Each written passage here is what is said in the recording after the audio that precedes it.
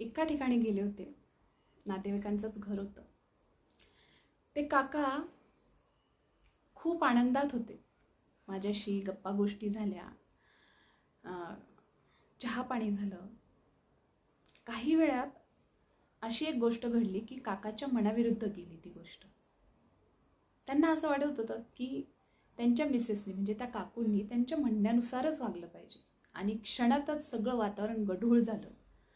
थोडं भांडणाचं सूर यायला लागले त्यातून. आणि हे पाहून असं जाणवलं की आपल्या रोजच्या जीवनात कसं आहे ना की आपण इतका आनंदित असतो बऱ्याच वेळा, पण आपण आपलं रिमोट दुसऱ्याच्या हातात देतो.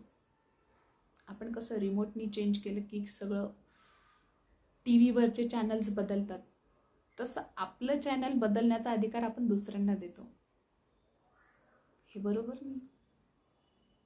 दुसऱ्यांनी कसं वागावं आणि दुसऱ्यांच्या वागण्यावर आपला आनंद का असावा? अरे वागू देताना जसं वागायचं. तुमचा आनंद तुम्ही त्यांच्या हातात का देता? आनंदित राहा नेहमीच, कारण तुमच्या म्हणण्यानुसार तुम्ही स्वतः देखील वागत नाही. तुमच्या म्हणण्यानुसार तुम्ही कधी सकाळी उठता? बऱ्याच वेळा वाटतं की मला सकाळी उठायचं. उठता? एक्सरसाइज करायची करता? एखादं स्पेसिफिक काम मला ह्या वेळेत कंप्लीट करायचं करता? नाही ना.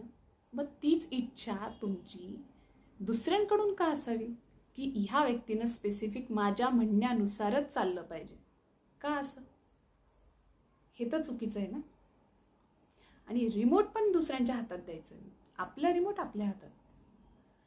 कारण आनंदित राहणं हा आपल्या आत्म्याचा एक न टळणारा गुण आहे. तो गुण त्याच्याकडून हिरावून घेऊ नका.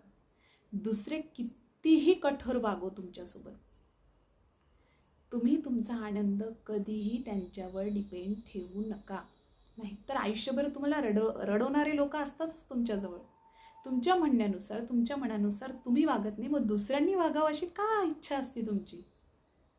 अशी विनाकारांची इच्छा ठेवू नका. आधी स्वतःविषयी, स्वतःच्या आनंदाविषयी जागरूक राहा आणि आपला रिमोट आपल्या हातात ठेवा. आलं लक्षात तर घ्या, नाहीतर काय, भरपूर रिमोट वेगवेगळ्यांच्या हातात जातात आणि आपले चॅनल बदलून टाकतात. त्यामुळे आपले चॅनल बदलू देऊ नका.